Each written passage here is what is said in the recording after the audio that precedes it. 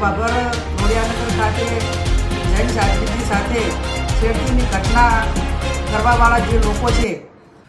નમસ્કાર દર્શક મિત્રો, સ્વાગત છે આપણે યુટ્યુબ ચેનલ એટલે કે MB ન્યૂઝ ગુજરાતમાં.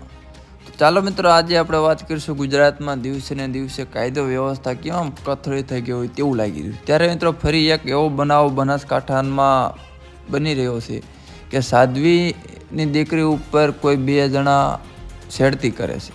તો ખરેખર મિત્રો ગૃહ વિભાગને ગેનીબેન ઠાકોર દ્વારા ચેલેન્જ અને ચેતવણી આપવામાં આવે છે કે આવા અસામાજિક તત્વો જે છે જે જાહેરમાં કોઈ બહેન દીકરીની છેડતી કરી રહ્યા છે. ત્યારે મિત્રો ગુજરાતમાં આવા બનાવ વારંવાર બને તેમ છતાં ભાજપ સરકાર દ્વારા અને ગૃહમંત્રી દ્વારા કેમ કોઈ કડક કાર્યવાહી કરવામાં આવતી નથી. ત્યારે મિત્રો ગેનીબેન ઠાકોર સાધ્વી એટલે કે જૈન સમાજની જે બહેન દીકરી ઉપર છેડતીના પ્રયાસ કરવામાં આવ્યા છે તેને લઈ અને ગેનીબેન ઠાકોર દ્વારા શું કહેવામાં આવ્યું તે પણ આપણે જાણીએ. અને બાબર રોડિયાનગર ખાતે જૈન સાધ્વીજી સાથે છેડતીની ઘટના કરવાવાળા જે લોકો છે, અસામાજિક તત્વોને વહેલામાં વહેલા પોલીસ પકડે એવી હું પોલીસ તંત્ર પાસે અપેક્ષા રાખું છું. આ એક સાધ્વીજી કુદરતી હાદસે જતા હોય ને એ ટાઈમે 2 જણા વોચ રાખીને એમની સાથે આવું કૃત્ય કરતા હોય તો એના ઉપરથી એવું નક્કી થાય છે કે આ રાજ્યની અંદર કે આ વિસ્તારની અંદર ધર્મ પણ સુરક્ષિત નથી. પશ્ચિમ બંગાળની ઘટના બને, સમગ્ર ભારતની અંદર કોઈ જગ્યાએ ઘટના બેન હાથે બને તો એનો વિરોધ હોવો જ જોઈએ.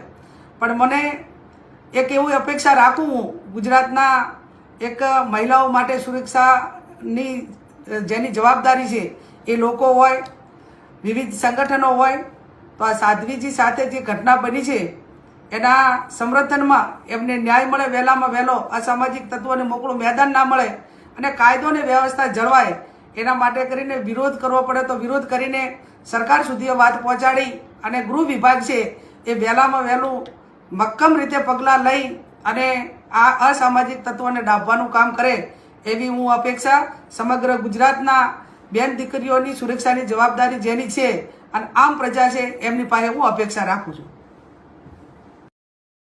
તો મિત્રો વિડીયો જોયો અને આ હતા બનાસકાંઠાના લોકસભાના સાંસદ ગેનીબેન ઠાકોર. તો ખરેખર મિત્રો ગેનીબેન ઠાકોર દ્વારા જે જૈન સમાજની સાધ્વી ઉપર જે આ નરાધમો દ્વારા જે આ અસામાજિક તત્વો દ્વારા જે છેડતી કરવામાં આવી છે તેને લઈને ગૃહ વિભાગની અને સરકારને પણ કડકમાં કડક શબ્દોમાં કહેવામાં આવ્યું કે ભાઈ આની ઉપર કાયદાકીય કાર્યવાહી અને તાત્કાલિક ધોરણે કરો, અન્યથા અમારે પછી નો છૂટકે રોડ ઉપર ઉતરી અને આનો પણ વિરોધ કરવો પડશે. જ્યારે ગુજરાતમાં કોઈ બેન દીકરી સલામત ન હોય તેવી વ્યવસ્થા અને કેવો કાનૂન કાયદો હવે આ ભાજપ સરકારના રાજમાં હોય તેવું લાગી રહ્યું છે. તો ખેર મિત્રો, આજના વિડીયોમાં એટલું. ફરી મળશે નવા વિડીયો સાથે, નવા અહેવાલ સાથે. તો આપણે આ ચેનલમાં નવા હોય તો આપણી ચેનલને સબસ્ક્રાઈબ કરવું ન ભૂલતા અને ગેનીબેન ઠાકોરના નિવેદન લઈ તમારે શું કહેવું છે તે પણ એક કોમેન્ટ કરીને જણાવજો. જય હિન્દ, વંદે માતરમ.